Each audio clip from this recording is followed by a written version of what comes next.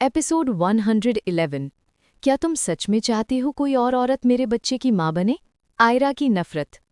त्रेहान जी ने कुछ पल उन दोनों को देखा और फिर तुरंत वहां से बाहर की तरफ चले गए।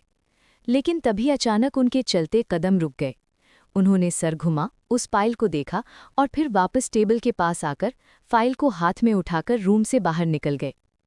उनकी जाते ही आयरा ने रिवांश की तरफ देखकर गुस्से से कहा, मिस्टर ओबेरॉय, छोड़िए मुझे। आप दोनों बाप बेटे का दिमाग घुटनों में आ गया है। आपको क्या लगता है आयरा को कंट्रोल करना इतना आसान है? आसान है? तभी रिवांश ने उसकी बात बीच में काटकर कहा, मैं कहा तुम्हें कंट्रोल कर रहा हूं। मैं तो तुम्हारे साथ बच्चे पैदा करना चाहता हूं। ये सुनते ही आयरा जोर से चिल्लाई, बच्चे माई फूट, मुझे कोई बच्चा नहीं चाहिए। अगर इतना ही शौक चढ़ा है बच्चे पैदा करने का तो दुनिया में और भी बहुत सारी लड़कियां हैं, उनके साथ करो। ये कहते हुए वो गुस्से से रिवांश को घूर रही थी। रिवांश ने तिरछी स्माइल के साथ कहा, ओ रियली? तुम सच में चाहती हो मैं किसी और के करीब जाऊं, उसे छूऊं, टच करूं, उसके साथ बच्चे पैदा करूं, उसकी केयर करूं, कोई और औरत मेरे बच्चे की मां बने? क्या तुम सच में ये सब चाहती हो?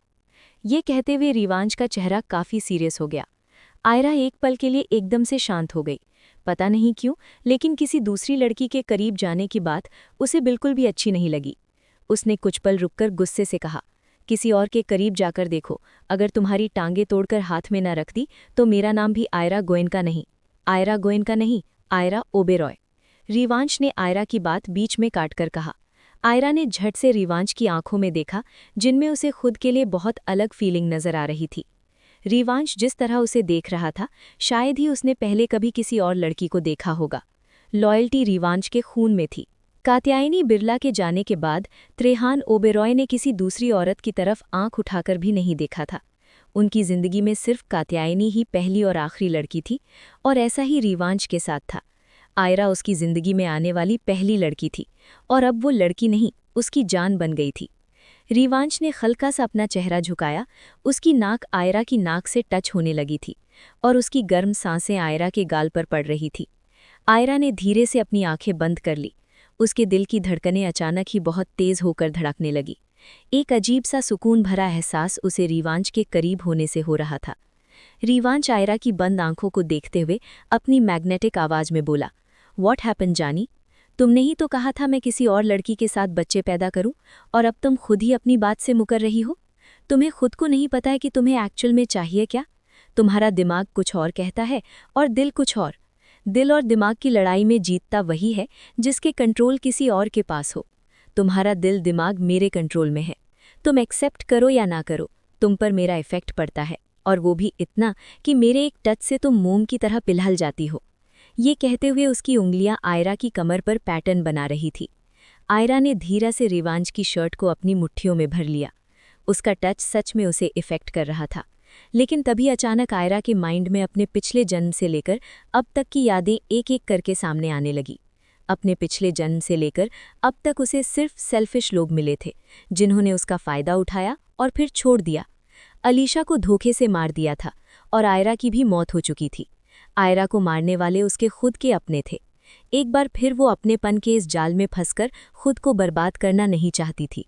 आयरा ने झटके से अपनी आंखें खोली और सारे एहसासों को साइड में रखकर अपनी सारी ताकत लगा रिवांश को खुद से दूर धक्का दे दिया। रिवांश को आयरा के ऐसे किसी एक्शन की उम्मीद नहीं थी, इसलिए वो 2 कदम पीछे हो गया। आयरा गुस्से से कांपते हुए रिवांश को देख रही थी।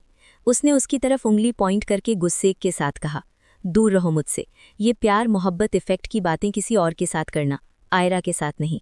तुम जियो मरो कुछ भी करो, मुझे तुमसे कोई फर्क नहीं पड़ता है। अगर तुम मेरे सामने मर भी रहे हो ना, तब भी मेरी आंखों में तुम्हारे लिए कोई हमदर्दी नहीं होगी। आयरा हार्टलेस है। मेरे सीने में दिल नहीं, पत्थर है, और पत्थर किसी के लिए नहीं धड़कता है। उसे किसी से फर्क नहीं पड़ता है। कुत्ता बिल्ली कुछ भी पालो, लेकिन अपने दिमाग में ये गलतफहमी कभी मत पालना कि आयरा गोयनका को तुमसे फर्क पड़ता है। मोहब्बत है। मेरी लाइफ की डिक्शनरी में सिर्फ नफरत है, मोहब्बत नहीं। ये कहते हुए वो गुस्से से गहरी गहरी सांसें ले रही थी। रिवांश अपने दोनों हाथ पैंट की पॉकेट में डाले खड़े चुपचाप आयरा को देख रहा था। आयरा के इतने कड़वे बोल के बाद भी उसके चेहरे पर रति भर भी एक्सप्रेशन नहीं थे। उसने एक गहरी सांस भरी और शांति से बोला, काम डाउन जानी, शांत हो जाओ। हमेशा एटम बम की तरह बरसती रहती हो, कभी तो लड़कियों के जैसे अपने पति से प्यार से बात भी कर लिया करो। ये कहते हुए वो आयरा के पास आया और प्यार से उसे हग कर लिया। उसने अपने दोनों हाथों को आयरा की कमर के चारों तरफ लपेट लिया और सर को उसकी गर्दन में छुपा लिया। आयरा हैरान सी अपनी जगह खड़ी रह गई। उसके दोनों हाथ अभी भी नीचे थे और वो आंखें बड़ी बड़ी किए सामने देख रही थी। एपिसोड 112 बदतमीजी या आयरा की आंखों में आंसू और रव्यांश पर चिल्लाना। ये कहते हुए वो आयरा के पास आया और प्यार से उसे हग कर लिया। उसने अपने दोनों हाथों को आयरा की कमर के चारों तरफ लपेट लिया और सर को उसकी गर्दन में छुपा लिया। आयरा हैरान सी अपनी जगह खड़ी रह गई। उसके दोनों हाथ अभी भी नीचे थे और वो आंखें बड़ी बड़ी किए सामने देख रही थी। उसे समझ नहीं आ रहा था कि आखिर उसके साथ हो क्या रहा है। ये दोनों बाप बेटे उसके साथ कौन सा गेम खेल रहे हैं। अगर कोई फिजिकली उसे कंट्रोल करने की कोशिश करता तो शायद आयरा उसे जिंदा नहीं छोड़ती, लेकिन रव्यांश और त्रेहान जी उसके साथ इमोशनली अटैच हो रहे थे, इमोशनल गेम्स खेल रहे थे, जो आयरा की नज़र में सबसे गंदा था। इमोशन इंसान को दीमक की तरह खोखला कर देते हैं और लास्ट में उसे दर्द, तकलीफ के अलावा कुछ नहीं मिलता है। ये सोचते हुए आयरा की आंखें गुस्से से और भी ज्यादा लाल होने लगी। उसकी आंखें देखकर लग रहा था जैसे अभी उनसे खून निकल आएगा। आयरा रव्यांश की बाहों से दूर होने के लिए छटपटाते हुए चिल्लाकर बोली, छोड़ो मुझे, ब्लडी मैन! आई स्वेयर अगर तुमने अपना ये सो कॉल्ड गेम मेरे साथ खेलने की कोशिश भी की तो मैं तुम्हें जान से मार दूंगी। ये कहते हुए वो बुरी तरह छटपटा रही थी, लेकिन रव्यांश ने उसे इतनी कस के पकड़ा हुआ था कि वो चाहकर भी उससे दूर नहीं हो पा रही थी। रव्यांश आयरा को और भी ज्यादा कस के अपनी बाहों में जकड़ते हुए बोला, मुझे कोई शौक नहीं अपनी बीवी के साथ गेम खेलने का। अगर मुझे गेम खेलना होगा तो मैं बेड पर खेलूंगा। आई प्रॉमिस उस गेम में तुम्हें भी बहुत मजा आएगा। ये कहते हुए उसने एक हाथ से आयरा की गर्दन पर आ रहे बालों को साइड किया और धीरे धीरे उसकी गर्दन पर अपनी नाक रब करने लगा, जिससे आयरा के पूरे बदन में करंट सा दौड़ गया। उसकी सांसें गहरी होने लगी और एक पल के लिए आंखें बंद हो गई। वो ये चीज़ एक्सेप्ट करना ही नहीं चाहती थी कि रव्यांश का टच उसे मेल्ट करता है। दुनिया में आज तक किसी भी मर्द ने उसे छूने की कोशिश नहीं की, और जिसने उसे छूने की कोशिश की उसे आयरा ने जिंदा नहीं छोड़ा। लेकिन रव्यांश उसे हर तरह से टच कर रहा था, लेकिन फिर भी वो कुछ नहीं कर पा रही थी। आयरा को शांत होता देखकर रव्यांश के फेस पर हल्की सी स्माइल आ गई। उसने हल्का सा सर टेढ़ा कर आयरा के चेहरे को देखा, जिसकी आंखें बंद थीं और सांसें तेज चल रही थीं, जिससे उसका सीना तेजी से ऊपर नीचे हो रहा था। रव्यांश की नज़रें आयरा के चेहरे पर टिकी थीं। उसकी बढ़ी हुई धड़कनों को देखकर उसके चेहरे पर प्योर स्माइल आ गई। उसकी बीवी की धड़कनें उसके टच से इतनी तेज हो गईं, ये सोचकर ही रव्यांश को अंदर से बेहद खुशी हो रही थी। रव्यांश ने आयरा की गर्दन से अपना सर बाहर निकाला और आयरा के सर के पीछे अपना हाथ रखकर उसके माथे से अपना माथा जोड़ते हुए कहा, मांडा, इतना गुस्सा क्यों करती हो? जानी, इतना गुस्सा हेल्थ के लिए अच्छा नहीं है। देखो कैसे चेहरा टमाटर की तरह लाल हो गया है। मेरे बेटू को भूख लगी होगी ना? चलो घर चलते हैं, बाकी की लड़ाई घर जाकर करना। पहले डिनर करना और उसके बाद तुम्हें जितनी फाइट करनी है बेशक से करना। ये कहते हुए रव्यांश की आवाज़ में बेहद प्यार था। उसकी नज़रें आयरा के चेहरे पर टिकी थीं। रव्यांश की इतनी प्यार भरी आवाज़ सुनकर आयरा की धड़कनें और भी तेज हो गई। उसने झट से आंखें खोल रव्यांश को देखा, जो खुद उसे ही देख रहा था। आयरा की आंखों में इस वक्त पानी था और सुर्ख लाल होने की वजह से वो ऐसा लग रहा था जैसे। आयरा की आंखों में आए पानी को देखकर रव्यांश की स्माइल एकदम से गायब हो गई और चेहरा सीरियस हो गया। रव्यांश ने आयरा का चेहरा अपनी हथेलियों में भरा और फिक्र भरी आवाज़ में बोला, क्या हुआ बच्चे, तुम रो क्यों रही हो? किसी ने कुछ कहा तुम्हें या मेरी किसी बात का बुरा लगा है? आई एम सॉरी गुड़िया, अगर तुम्हें मेरी कोई बात बुरी लगी हो। प्लीज़ यार तुम रो मत, मैं तुम्हारा गुस्सा टॉलरेट कर सकता हूँ, लेकिन तुम्हारी आंखों में आंसू। ये कहते हुए उसके चेहरे पर दुनिया जहान की फिक्र थी। रव्यांश की बातें सुनकर और उसके चेहरे पर खुद के लिए फिक्र प्यार देखकर आयरा की आंख से एक बूंद आंसू की बह गालों पर लुढ़क आई। अगले ही पल आयरा ने झटके से रव्यांश के हाथों को अपने गाल से झटक दिया और रोते हुए गुस्से से बोली, दूर रहो मुझसे, अपना ये प्यार मोहब्बत का ड्रामा बंद करो। I don't want to get involved with this. इस दुनिया में कोई किसी का सगा नहीं है, लास्ट में सब साथ छोड़ देते हैं। अगर कोई ट्रू लाइफ पार्टनर है तो वो सिर्फ पैसा है। अगर इंसान के पास पैसा है तो सब कुछ है, और पैसा नहीं तो कुछ भी नहीं। तुम भी मेरे करीब सिर्फ पैसों के लिए आ रहे हो। जिस दिन पैसे खत्म उस दिन सारे रिश्ते भी खत्म। तुम्हारा प्यार एक पल में हवा हो जाएगा। शुरुआत में सब अटेंशन देते हैं, लेकिन जब लड़की को प्यार हो जाता है तो वही लड़का जो शुरुआत में दुनिया जहान की फिक्र करता है, उसके पास एक मिनट नहीं रहता है लड़की के लिए। वो जिए मरे उसे कोई फर्क नहीं पड़ता है। तुम्हें फिजिकली मैं मिल गई हूं ना, तो प्लीज़ इस रिश्ते को फिजिकली रखो, इमोशनली मेरे करीब आने की कोशिश मत करो, जान से मार दूंगी तुम्हें। ये कहते हुए आयरा अपने दोनों हाथों के पंच बना रिव्यांश के सीने पर मारे जा रही थी। आयरा की बातें सुनकर रिव्यांश के चेहरे पर छोटी सी स्माइल आ गई। इस वक्त उसे आयरा वाकई में किसी छोटी बच्ची से कम नहीं लग रही थी। उसकी नाक और गाल लाल हो रखे थे, मुंह उससे से फूला हुआ था, जिससे वो और भी ज्यादा क्यूट लग रही थी। रिव्यांश ने आयरा की दोनों हाथों को पकड़ा और अपनी स्माइल को छुपाते हुए हल्के गुस्से से बोला, मांडा, तुम्हें नहीं लग रहा है क्या कि तुम कुछ ज्यादा ही बोल रही हो? ओह, बहुत जल्दी मेरी आवाज़ तकलीफ देने लगी। अब कहाँ गया तुम्हारा प्यार? इतनी जल्दी ही हवा हो गया। चलो अच्छा है। तभी रिव्यांश बीच में बोला, मैंने कब कहा तुम्हारी आवाज़ मुझे तकलीफ दे रही है? और मैं प्यार करता हूँ तुमसे। मेरा प्यार कोई गैस नहीं है जो हवा में उड़ जाए। अब चलो घर, बाकी की लड़ाई घर चलकर करना। देखो अपनी क्या हालत बना ली है। तुम्हारे ये गाल और भी मोटे हो गए हैं, जिन्हें देखकर मेरा सेल्फ कंट्रोल छूट रहा है। मन कर रहा है कि अभी तुम्हें खा जाऊं, लेकिन मेरा मांडा अभी भूखा है, इसीलिए थोड़ा कंट्रोल करना पड़ेगा। ये कहते हुए रिव्यांश ने आयरा को गोद में उठा लिया और अपने कदम बाहर की तरफ बढ़ा दिए। आयरा हैरानी से रिव्यांश को देख रही थी। इनफैक्ट वो उसे बुरी तरह घूर रही थी। उसे समझ नहीं आ रहा था कि अचानक ही रिव्यांश को हो क्या गया है। उसकी बदतमीजी के बाद उसे गुस्सा आना चाहिए, जबकि रिव्यांश के चेहरे पर गुस्से का कहीं नामो निशान नहीं था, बल्कि वो तो उसे नए नए नामों से नवाज रहा था। एपिसोड 113। आयरा की रूडनेस, नितेश जी की बेइज्जती, कुत्ते की दुम कभी सीधी नहीं हो सकती है। आयरा हैरानी से रिव्यांश को देख रही थी। इनफैक्ट वो उसे बुरी तरह घूर रही थी। उसे समझ नहीं आ रहा था कि अचानक ही रिव्यांश को हो क्या गया है।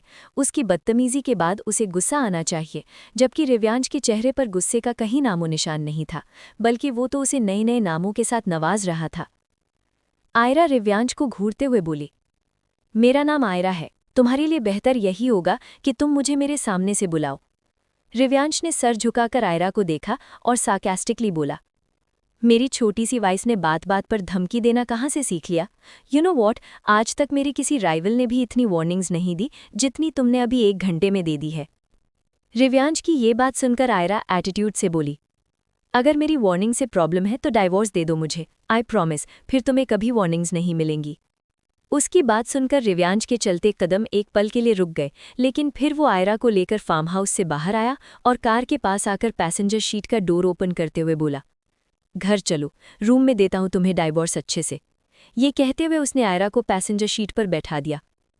आयरा ने तिरछी नज़रों से उसे देखा और फिर चेहरा सामने कर लिया। वो रिव्यांश को पूरी तरह इग्नोर कर रही थी, जैसे उसे उसकी बात सुनाई ही ना दी हो। रिव्यांश ने अपना सर ना में हिला दिया और ड्राइविंग सीट पर आकर कार स्टार्ट कर दी। कुछ देर बाद रिव्यांश की कार फार्म हाउस से निकल गई। आयरा आराम से बैठी विंडो से बाहर देख रही थी। बाहर अंधेरा पसरा हुआ था।